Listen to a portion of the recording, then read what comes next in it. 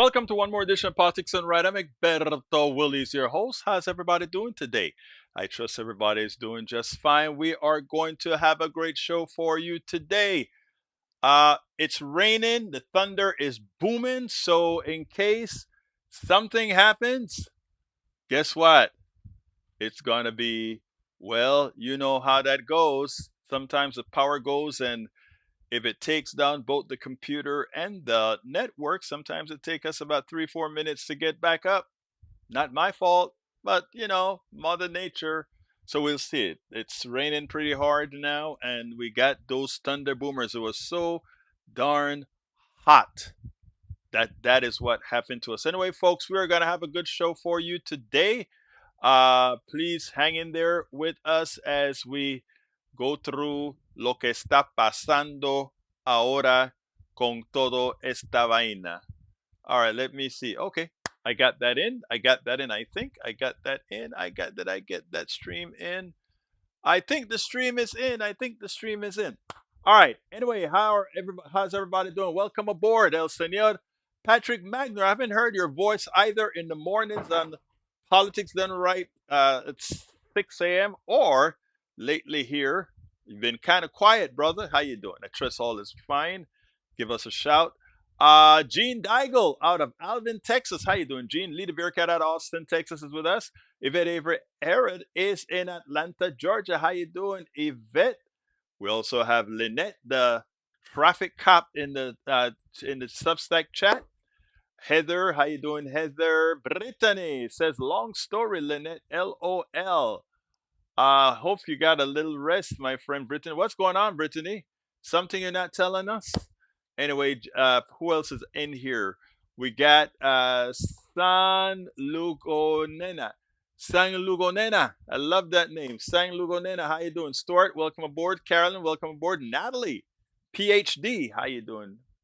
And Bob Raiga, welcome aboard. Anyway, we're gonna have a good show for you today. Let's go ahead, and I just want to kind of touch before I get. Whoa, there's some thunder in there. Oh my God! Did you guys hear that? Can you guys hear that at all? I don't know. Can you hear that? Anyway, let me just say this. A lot of stuff happening. We now have, of course, how should I say this? We now have our guy Platner, who it looks like there's some issues. You know what is so amazing? Let me tell you what is amazing. Trump has done so much before, and I don't want to go into the whataboutism, but I'm going to hit the whataboutism here for a second. He never even considered dropping out. But anytime a progressive does anything whatsoever, it's immediate. We got the same thing with Al Franken. Al Franken took a photo and he's out. Out of the Senate, man. Out of the Senate. Here we have this guy here. Look, let me first point this out. Rape is serious, going against any sexual assault, harming any woman. I think it's disqualifying. I'll say that objectively. I think it is disqualifying. That's a fact. Now, that said, I think it is important for us, just as we're going to point this out, to not give Paxton and Trump and all these guys some sort of plausibility. Because here's the issue with Platner. I don't know who saw the interview that Mika Brzezinski did with the guy who broke the story. Look at the guy who broke the story. Interesting enough. Wait a minute. Al Franken and Platner false equivalence? I don't think so. I don't think so. Let me explain what I mean. The idea is, if it was rape, it is rape, and that's disqualifying. It is something against a woman. But here's the thing. When they asked the person who interviewed why was the story released like right now, it's I want you guys to go ahead if you can watch Morning Joe this morning and watch the interview with the guy who broke the story and tell me that guy doesn't seem like he's under duress, knowing that somehow there is something fishy underneath there. Do I deny that this guy had sexual relations with that woman? I can't do that. But once you cross the line into rape, you're talking about messing with somebody's life. And what they did there, in my opinion, and please, anybody, I mean, Gene Daigle says there's a false equivalence. Anybody else think it's a false equivalence? Let me know. I read and again, you can disagree with me. I want to see if anybody sees it. What I'm saying here. The woman is a Republican, and not only is she a Republican, but when they asked her to come up with the DMs that last forever, the DMs could not be found. And Mika was asking all of this. And the reason I feel a little bit of that I can discuss this with you all is that Mika did it. And Mika is very pro do not take advantage of women. Men do all of this. So I mean, Mika showed the kind of journalism that I think needed to be shown. So for those of you that are listening right now, how many think it's a false equivalence when I brought up how Democrats dealt with Al Franken and also with Platner and also with the California guy who I think was a bomb that got released. Bad photo versus multiple accusations of rape and improper conduct. Again, Gene, the Republican duplicating machine. The Republican duplicating machine is my concern. Republicans are very good at expanding and blowing things up. And by the end of the day, you find out that, oh my God, why did we fall for this one more time? Look, I think that they have made it a distraction. And I think if Platner leaves, uh, you see, there you go. Prior woman was an R as well. I didn't know that, Trisha. But that is what I'm saying. These guys know how to build stories. I believe I agree with that. 100% respect for women. I don't have a problem with that. I mean, you guys have heard my stories already. I have been listening. You have a lot of interviews we all want to hear. Yeah, actually, um, the political interviews I'm working on first, and I have to be careful on how I release the political interviews on KPFT. I have to process them to take some of the things out that I can't play. But I put them in a list that you can reach them all the way. um, uh, uh, Remind me to give you that list of all those that are processed. I think I'm up to like 18 or so. Well, I don't know. I'll give you the list if you want it. Of all the processed YouTube, I have a YouTube channel dedicated to that. That's right there, Patrick. So if you need that, I'll get that for you.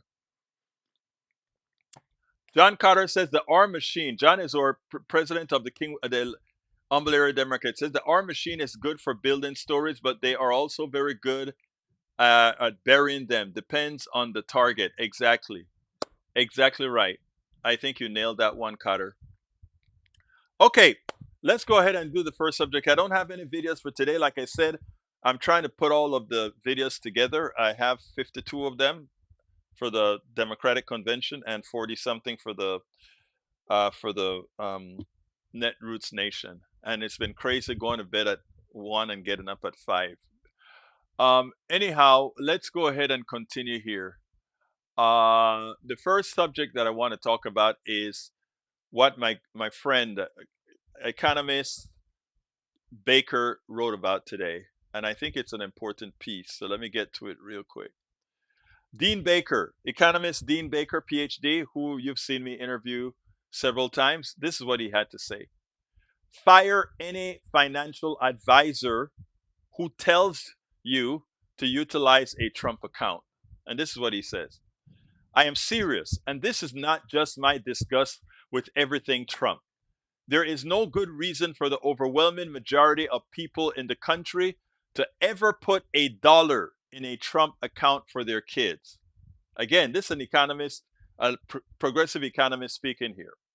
To be clear, I am not in favor of tax sheltered accounts in general.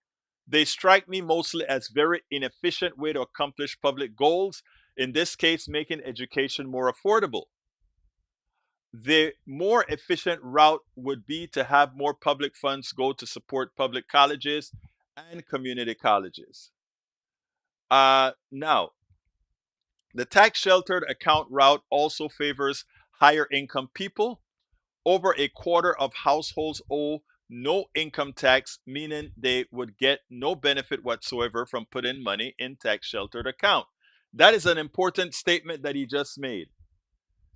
If most of the people who think that $1,000 is going to help them are already tax sheltered because they don't pay any taxes, another 20% are in the 10% bracket, meaning the account would just save them 10 cents on every dollar invested. By contrast, the highest income households save 37 cents on every dollar invested in tax sheltered account. In addition, tax sheltered accounts put a lot of money in the hands of the financial industry. Tens of billions of dollars go to the people and companies who administer these accounts, and hence the magic. Uh, that is the magic of these accounts. This isn't to help our lower income folks. This is to actually give Wall Street more money.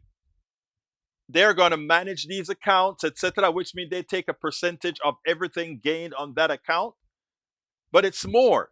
It's a public relation bonanza for Dell, right? Look at what Trump did yesterday. Go buy Dell, go buy Dell. What do you think MAGA's going to do?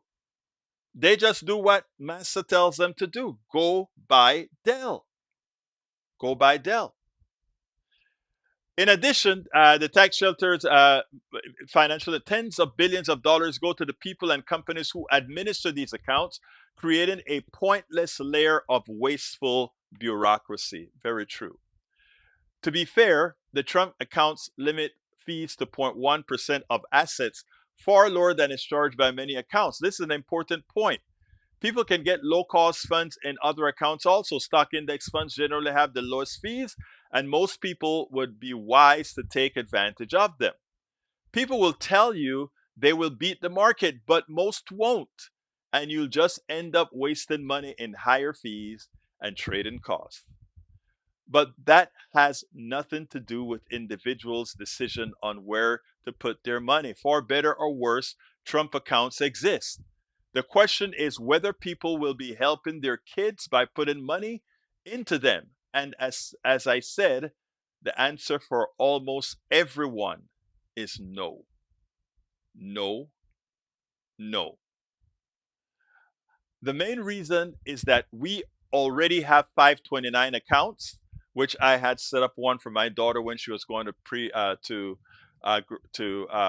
her bachelor's degree, for the purpose of saving for kids' education.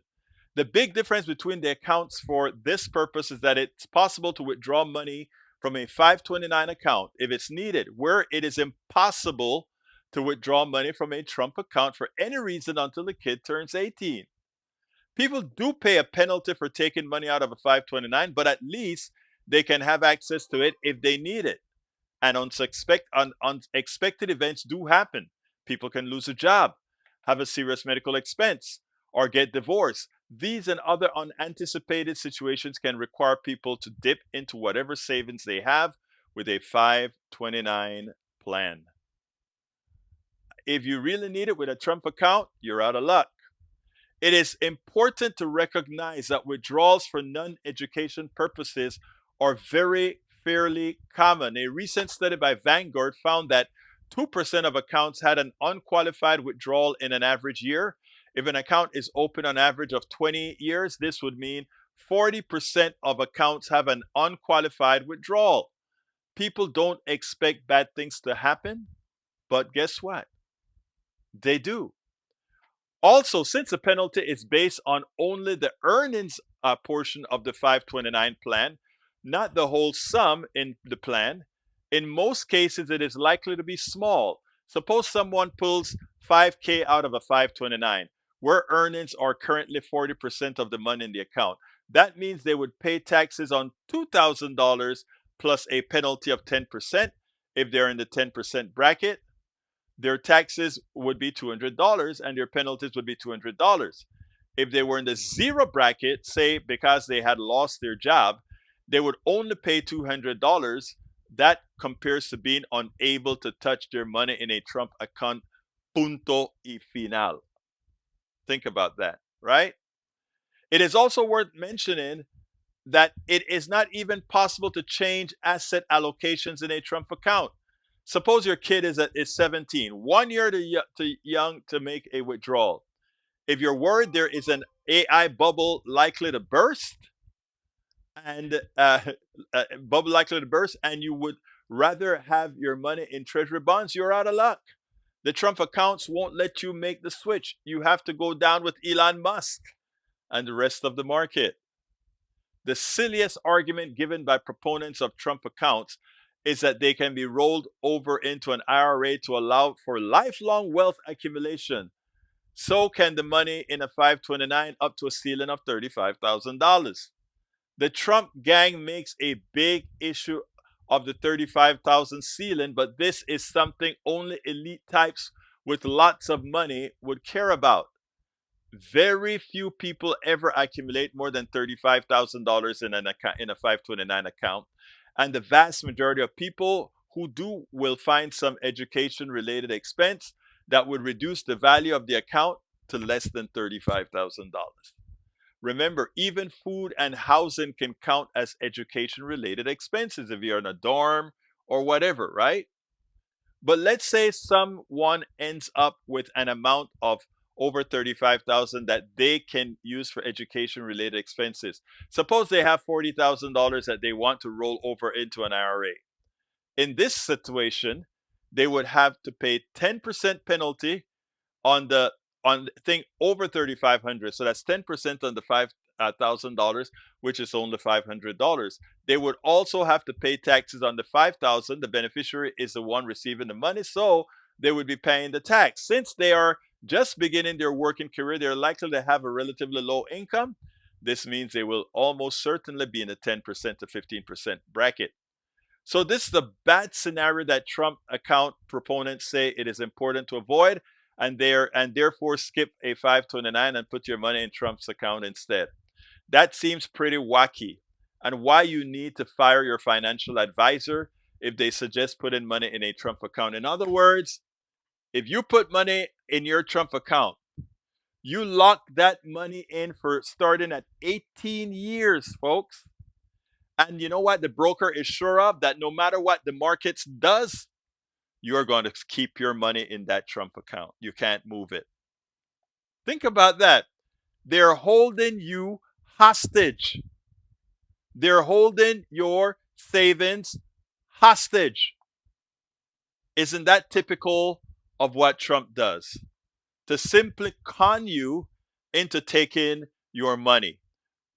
Here's the thing that my brother Dean Baker didn't say. I don't know if these are FDIC insured or not. I kind of doubt it, right? I kind of doubt it's FDIC insured. So therefore, these Trump accounts could, at the end, near the end of different terms, let when they know they're going to have a high payout, create some financial instrument to ding your account, not your account, but the massive accounts that they're holding together. This is just nothing more. This is nothing more than Trump giving a gift to Wall Street that ultimately will come back and bite many. That's all it is. A gift to Wall Street that will ultimately come back and bite many. Let me go ahead and do something here. I want to go ahead and, well, actually, I'll do it later on. I was going to give the link, but I think I should wait till I get some more process. Anyhow, any calls? 281-823-7747. Hey, Patrick, if you can call, give me a call. Let's talk a little bit about Platner. I really want to get that sort of stuff straightened with regards to or Gene Daigle as well, with Gene Daigle and false equivalencies that he was speaking about, because I think we have to understand what the GOP knows how to do very well. And I would love somebody to call on that issue. 281-823-7747. I'm going to put it in the chat again. 281-823-7747. Anybody want to call and talk about the Plattner issue? And the reason I want to talk about it is this is just the tip of the iceberg on what they're going to do. And I want, given that this is the tip of the iceberg, I want people to be ready for what's about to hit us with all the money that the RNCC and the DRCC are going to get. So if somebody can call so we can have that conversation, 281-823-7747. Una vez más lo voy a repetir. One more time, I'm going to repeat it. 281-823-7747. It would be 10 to 12% tax. Let's see. Dean Dago says the 529 in Florida was good for any public school in Florida and those that participated in the program. But for the most part, he could have gone to any school in Florida. And there we go. Ray. Brother Brackens. Anybody else want to call? Please feel free. We can connect calls. Ray, how you doing? Yeah, man, I heard about this Platner issue, and I had to say I'm not surprised. I saw it coming. So, I've been hearing a lot of the talking heads, from all sides, and I'm gonna take a stance that and maybe this might be something I could eventually go to my podcast for. I say this is an unpopular decision, and I'm glad you kind of took the stance where you took. And I'm going to say for the record, if he did force himself on that woman, he must He be got to held go. to, Yeah. yeah. But at the same time, I have seen what happens. It's kind of like this rubber and glue thing, and it's kind of like, yes, in the Republican Party, they have a tendency to be as corrupt and do all of the things, abuse women and whatnot. But because the people, stand with their policies, they look the other way. And it always seems like on the Democratic side, even if you have somebody like a Platner. Now, I was just kind of, obviously we're down here in Texas and they're in Right. Alaska, but I want to see Susan Collins go just as bad as the next person. And it's like, you know, I don't know. I really don't know where I stand on it. It's like Let, I let, heard let the me let man me had racist tattoos and stuff, and some people say it's a shame it took this much for him to finally drop out. But I'm gonna say this last thing. Like at the last thing, my last thing is to say, let the people decide. That's what I'm yeah, gonna let the people know. Let me just say something about racist tattoos and all that kind of stuff. I think it's important, right? I'll be very honest with you, and as a as a black man, I'm going to say this, and I hope it's taken in the right context. I am not the outward racist stuff that they said, that with the stuff that was on his body and all that kind of stuff. I'll be, I've grown out of that, Ray, and let me tell you what I mean. I have There are too many democratic and progressive politicians we elect that preaches unity, that preaches anti-racism and all these things. But when you look at their actual character and what they do, I don't see that they are. I got into a discussion with Neil Aquino. Neil is my buddy, and I know he won't mind me saying this. He gets upset when I call out.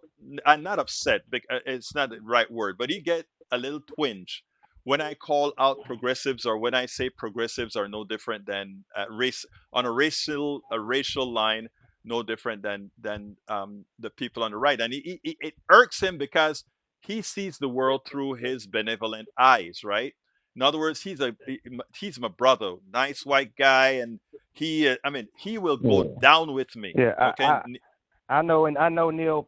I know Neil personally as well. I yeah, was in the same circles with Neil and yourself, right. so I know. He will go down. Yeah, He will go down, right?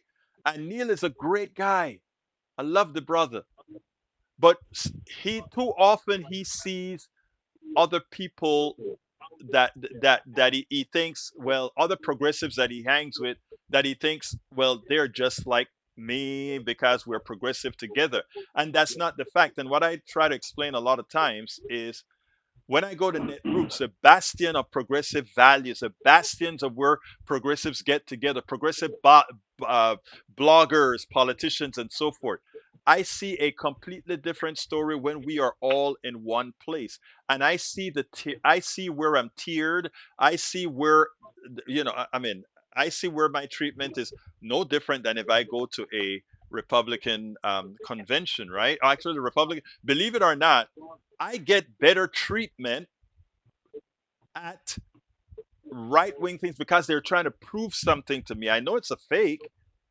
They're trying to prove something to me. So, I mean, what I'm trying to say is, therefore, I am not concerned about how many times you come out and march for BLM. I am not concerned about how many times you do all these things. I am concerned about what you put into legislation. I'm concerned about what you do when you stand up with me in a public place and say, this is wrong. And when it comes to brothers like Neil Aquino, Neil will stand up next to you and fight the battle. Others will fight the battle when you're in a grouping together, but when you're on your own, they're not. So when people talk about, well, look at all the racist things that he had on his body, I hadn't seen him, but I heard there was one item that he claimed. I don't care about any of that, honestly. I care about, is the legislation you're going to pass be good for all Americans? Is the legislation you're going to pass going to ensure voting rights for the people they're trying to remove it from? Are those things correct when you get into power? If that is the case, I am with you, because there are too many that smile with me in my face and that say certain things, and then on the other side, uh, don't perform. And that's what and again, that is something that I think everybody has to be cognizant of. Not every progressive is as progressive as one would, as they promote themselves to be. That's something that I've learned over the years.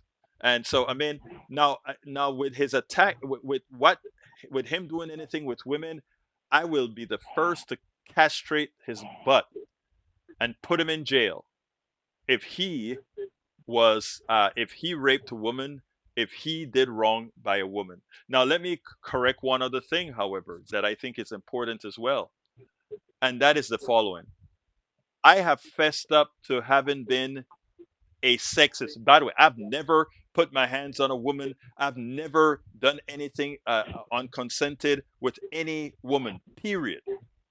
I was reared very well by my parents, but I came from a sexist culture.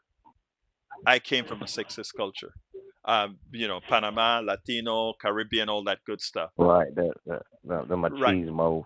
Machismo, all of that. I learned there were women who were willing to hold my hands and slap me around until I was later declared an honorary woman. And believe it or not, during the Wendy Davis stuff in Texas, I was declared an honorary woman. But the reason I'm saying this is the following: suppose these women then forgive me, allow me to atone for what I did.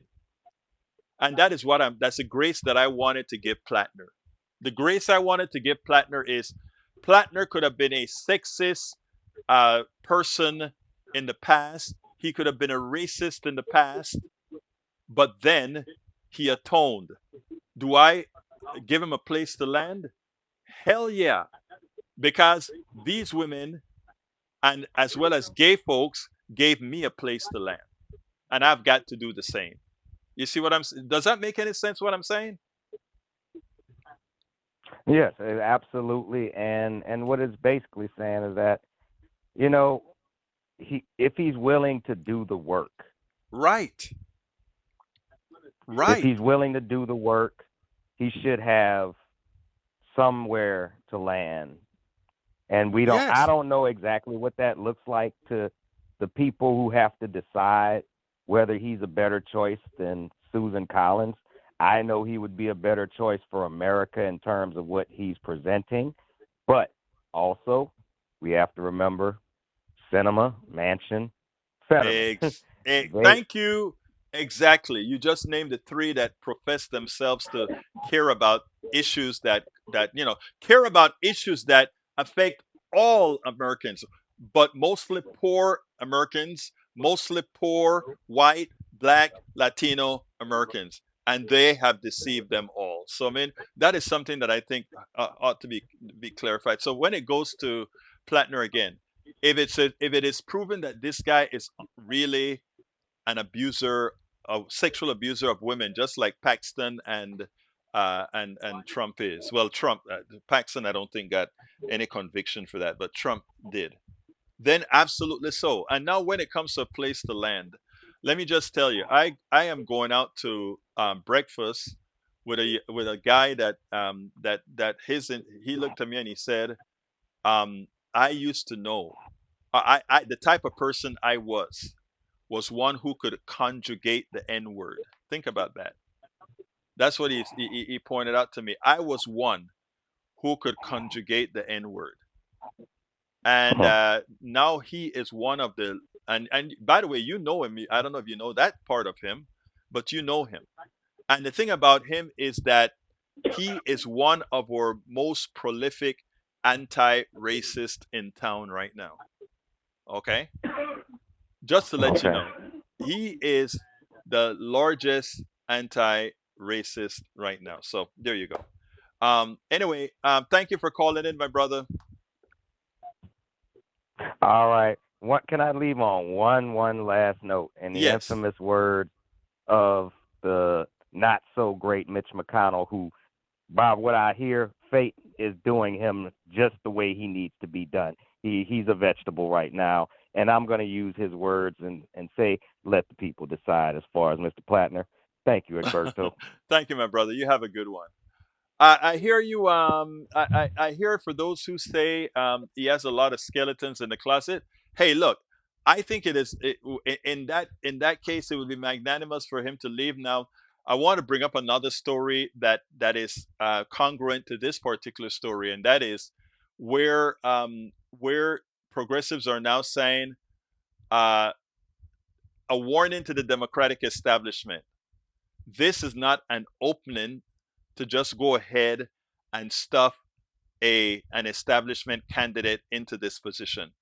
And while Ray just said, well, it's not for us to decide because that's a Maine thing, we should have the commentary and input on this, because even though Maine it is Maine's senator, her vote, or the vote from Maine, is going to affect all our lives. Imagine if that is the seat that ultimately keeps the Senate Republican. And then Clarence Thomas resigns, Alito resigns, and someone of our progressives get ill. And one of our progressives have a severe case of diabetes. I want you to figure this out. Every Senate seat up for grabs right now is our business, irrespective of what state you live in. Irrespective of what state you live in. So man, we gotta be careful. Gene Daigle says yes, people can change and atone for their own bad history. Look at Senator Robert Byrd. Yeah, he was a member of the KKK, who was a member of the KKK, and also Governor George Wallace. And after his assassination attempt changed, he was and where he ended up. Yeah, look, I am for that. I am for people being able to atone. But here's the other thing that I want to tell all of you, though. I don't hold it against those people who just can't let it go. That's their right. That is their right. I can forgive average American citizens. Let me tell you who I don't forgive: leaders with leaders with oomph. You know, um, and I'm going to say one, and I may offend a few people, but I just think it tells you more about the person. And I said this in a piece that I wrote a couple of days ago, or a few days ago. Thomas Jefferson. Everybody adores and reveres Thomas Jefferson.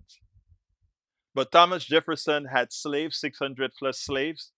Thomas Jefferson impregnated a slave, and the kids of that slave, he kept a slave until he died. And for those who would say, well, those times were different, it's not that those times were different. It's not that those times were different. Because in those times, we also had something called abolitionists. And abolitionists had the moral integrity to say slavery was wrong. Thomas Jefferson, one of the fathers of the country, didn't. He didn't have the morality to say slavery is wrong. He, and worse, to sleep with a slave. And three, to keep the offspring of the slave or the enslaved person, is what I think is politically correct now, and keep that person a slave. I am sorry. For all of those who are able to let that pass, gives us the understanding of why so many can let Trump be after grabbing on a woman's thing, after, according to the judge, sexually assaulting a woman. So, I mean, I can't, that is one thing I can't forgive. I cannot forgive that. Platner, I could forgive him. Now, what the information that I have from Cheryl now is that he's polling under uh, under the senator. Nope, I'm sorry, you got to go. If he's polling under Collins, he got to go. He got to go. He got to go. And all we have to say is, GOP, you had a successful knockout. Now, sometimes you have to be careful of what you wish for, because the person that's going to replace him, and it better be a progressive, just maybe, just maybe. No, Hillary Clinton can't run. No, no, she can't run. I don't think she'd ever try to run again. DJT was no go for me since 1989, going against the now exonerated. All right, so let's go ahead and talk about this part.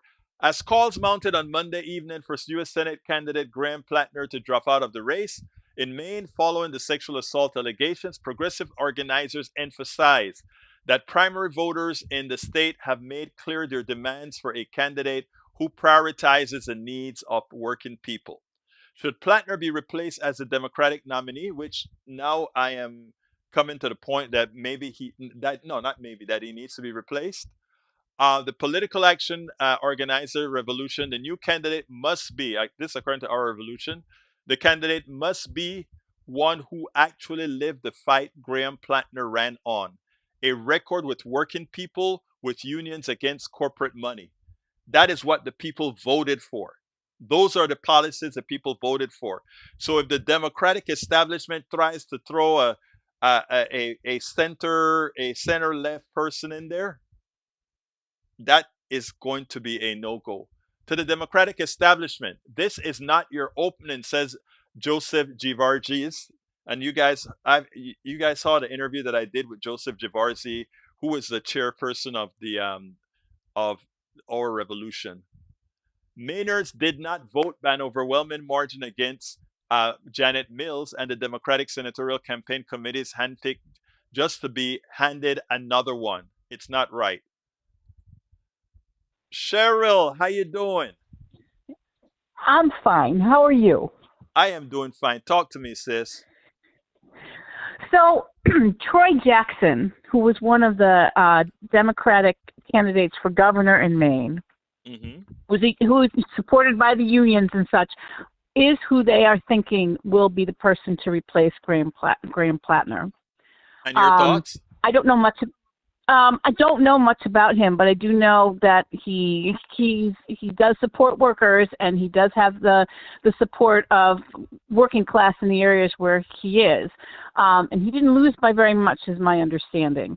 Okay. I have friends in Maine, but I haven't talked to them. But I do think the issue is the message that Platner had was the right message, clearly, Yes. but Yes. he's the wrong messenger. He's the wrong messenger. And so I think, whomever steps into this, and they have to decide now before the 13th, right? They have Right. till the 13th to decide. Whoever steps in has to support that because Maine voters have spoken. This is what they want. This is what Exactly. they want. So Troy Jackson is what everybody's saying around here is the person who might be the one to step in. Janet Mills is too old. Everybody says that, she's great, but she's too old, and so it's Troy Jackson that people are looking at. So, And she's also um, pretty establishment, right?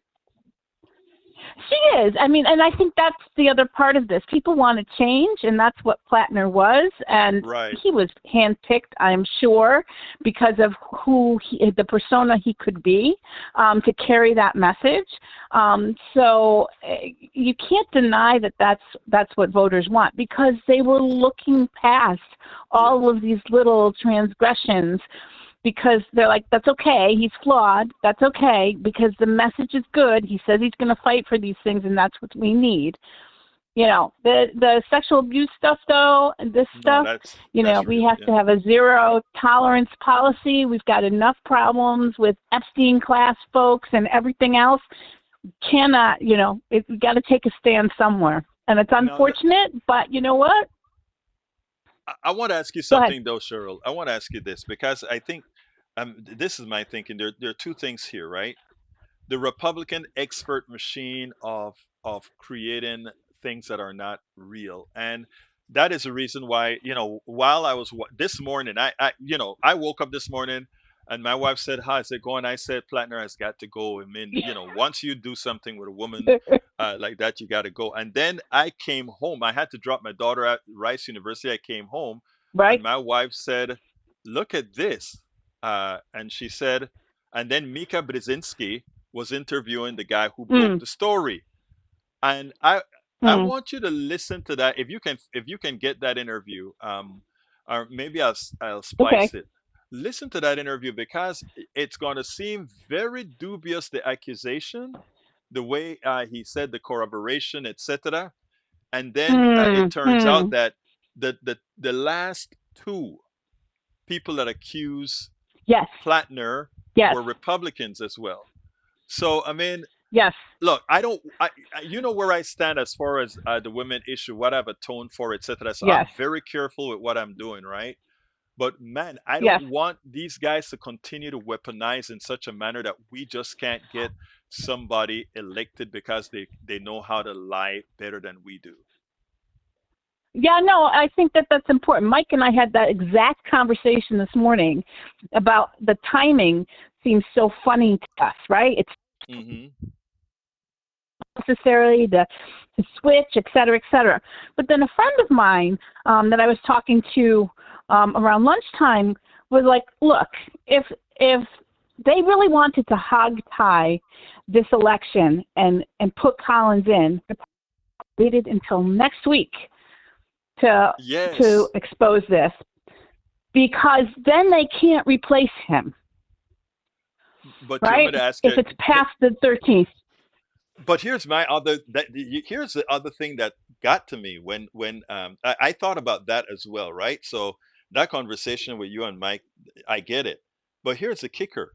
What if their internals told them that no matter what happens with this guy, but that's moot now after you told me that if you look at the polls right now, if they're to be believed, Yeah. he fell under her. Okay? But what if Yeah, they he's had been dropping.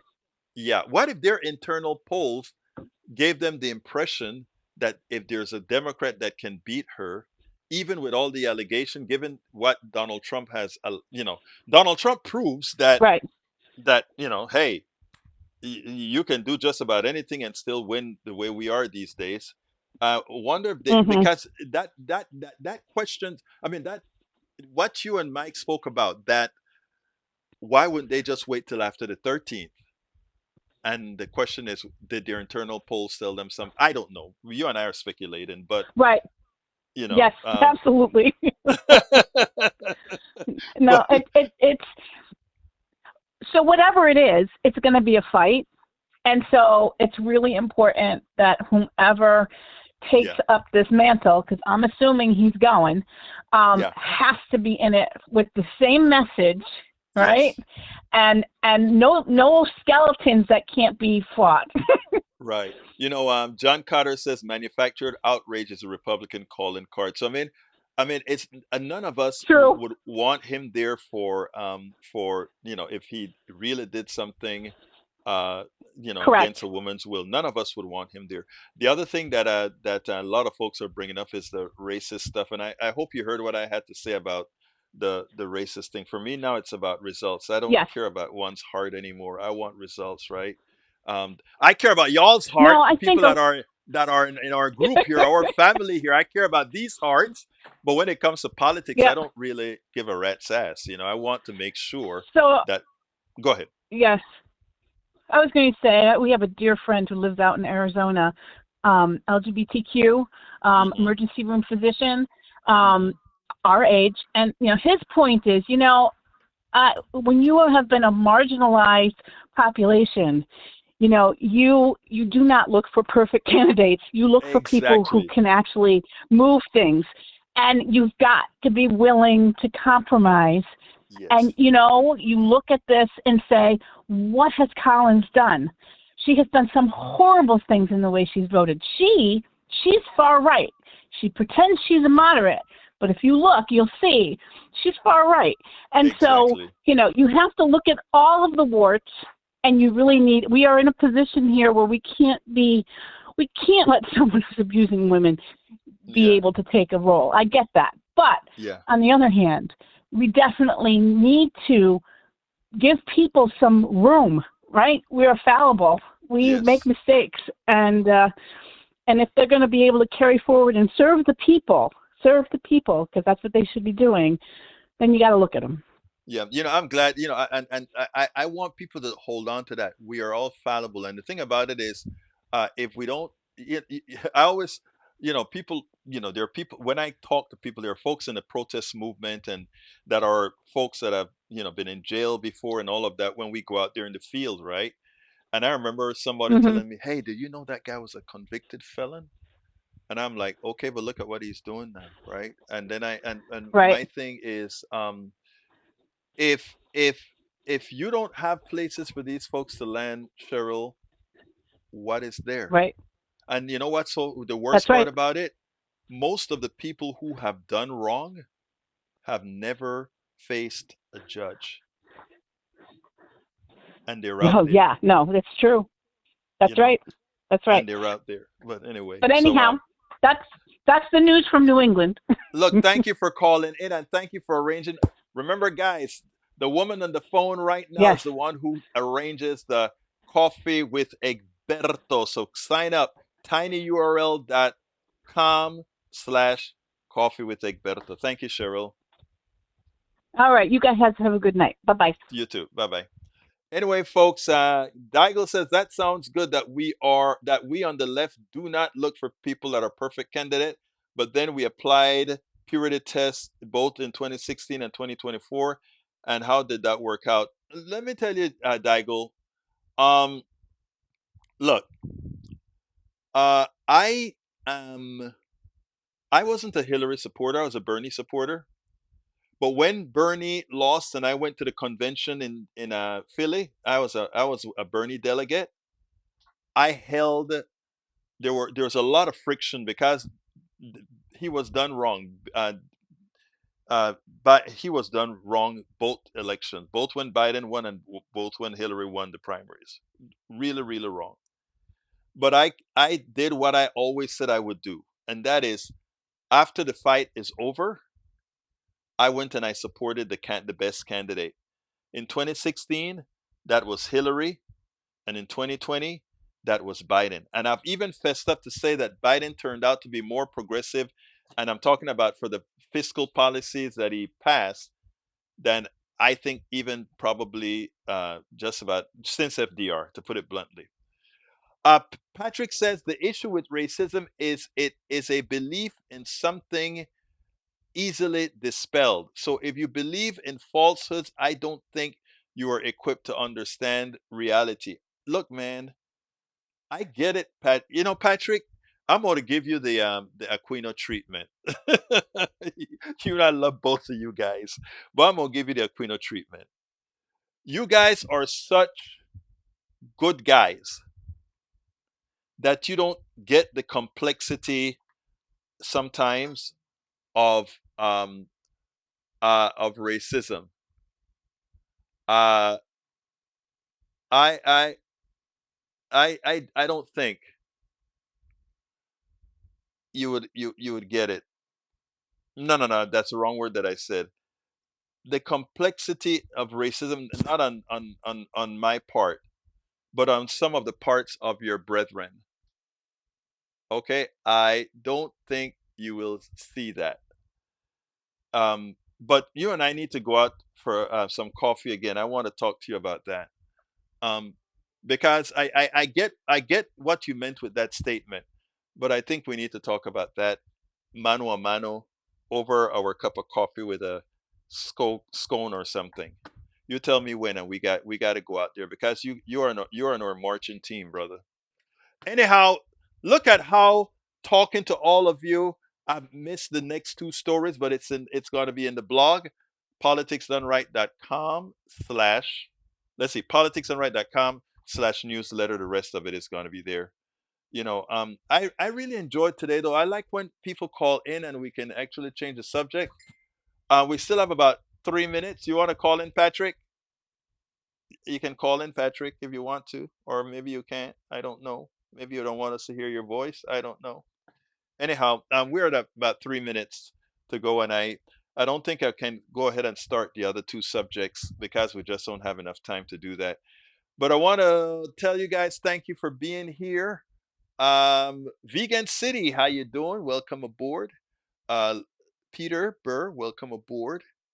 John, well, I spoke to you already, right, John? Hey, John, Saturday, right? Are you going to be at Rodriguez's house? I trust that you will. Um, um, a lot of the candidates are going to be out there, and it was suggested. No, you're not overly analytical at all, Patrick. At all. Let me just qualify that. There's nothing to that effect that I was trying to say at all. All right, let's see. Um, Sorry, I missed most of the show.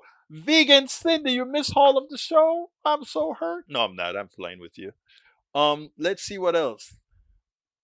Okay, we got to get out of here. So here's what I'm going to do. I got to go prepare a whole lot more videos, which I will. And when I get enough of them on a in a YouTube list, I'll send that all to you before I write all the stuff about. Well, I tell you what. What I'll send you is a list of Substacks that for the ones that I've written already. But anyhow, we are going to get out of here a couple of minutes early today because, as usual, I'm a poor manager of time. So here is the deal. I love you guys to death, and like I just told Cheryl, this is our family. Both the MAGA ones in here, your family, Eric, your family, Leader Bearcat. We're gonna change you today. We're gonna change you, brother. Or we're not changing you. You're gonna change you. Not we gonna change you. You gonna change you to see things a bit more open-mindedly. And the same applies to you, Eric. Um, just like I've learned a whole lot of things, both of you can learn a lot of things as well if you open your mind to do that. All right, love you all. My name is Egberto Willis. This is Politics and Right, and you guys know how I end this baby. I am what?